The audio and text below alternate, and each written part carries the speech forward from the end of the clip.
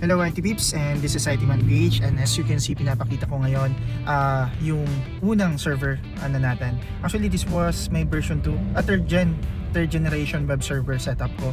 It's a Celeron, may 320 na hard drive, tapos may project dito is gusto ko makatipid sa kuryente, so I use yung solar, maliit lang na solar setup. Then I bought na rin ng Pico PSU. It's a module na can be powered by 12 volts, then mako-convert siya to the 24 pin ng motherboard. So as you can see here, meron siyang nag-install ako ng Windows Server 2012 R2 kasi at the time ang target natin is a Windows Server hosting Ragnarok server using our own home DSL, home fiber naman pala, pero it's only 50 Mbps, then nag-port forwarding lang tayo. So as you can see, sobrang liit, mini ITX I believe yung size ng motherboard na to, and it has a Celeron processor. So may 320 din tayo dito. So bakit natin pinag-uusapan ito? Kasi ipapakita ko, ito yung mga teacher ko during the time na nag-aaral ako sa taught when it comes to deploying server, deploying networks. Ito yung mga nagturo sa akin through trials and errors, experimentation, different configuration, and a lot of failures, a lot of busted na mga components. So with that, siguro isa pang nagturo sa akin is to utilize what I already have, what I only have, kumbaga.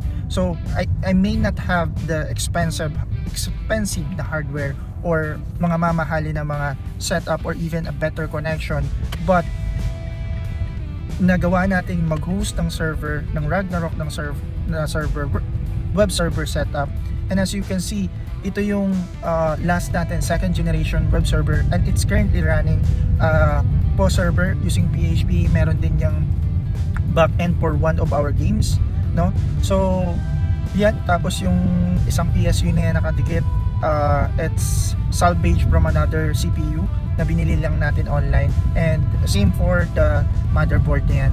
So nakakabit lang siya sa wall kasi we don't have budget to buy new casing, or we don't have na rin yung mga containers or yung mga server rack or something, but it's functioning, it's doing its job.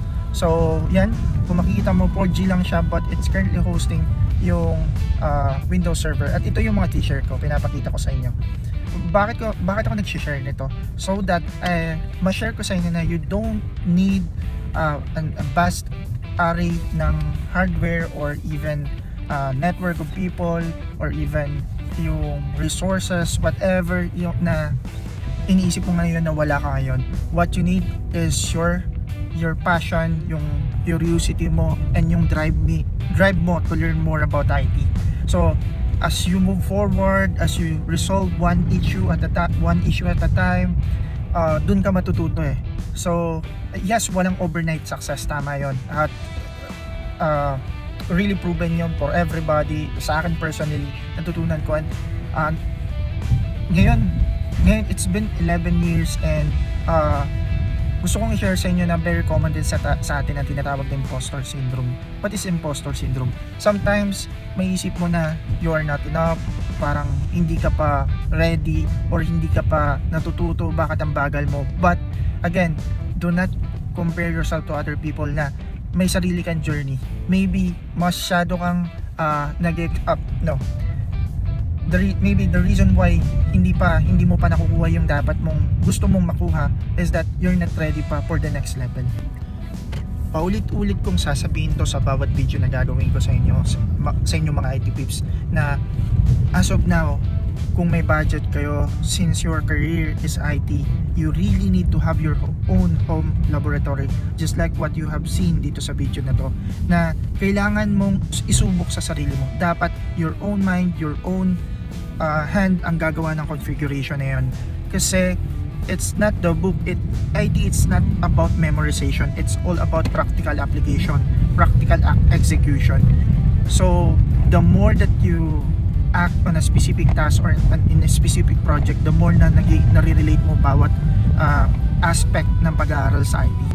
Sa IT, sobrang lapad ng field na to.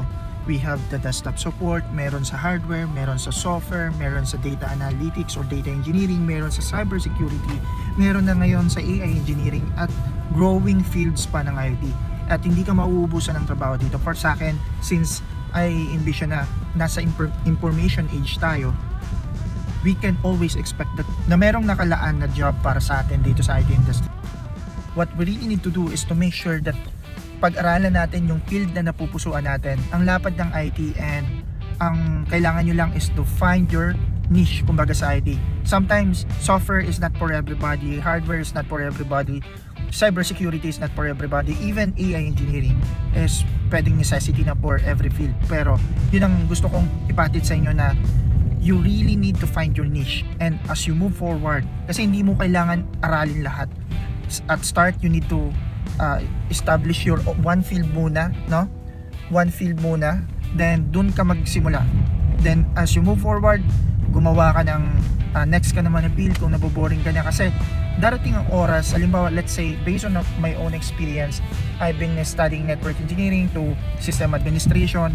Sometimes kasi parang marireach mo yung hindi naman 100% na natutunan mo na yung sa field na yun, but parang naghihintay ka na lang ng other updates for that specific field, and with that, that's your next opportunity to learn another field in IT. Yes, nakakatakot mag-fail. Yes, nakakatakot na hindi mo makuha yung inasam mo.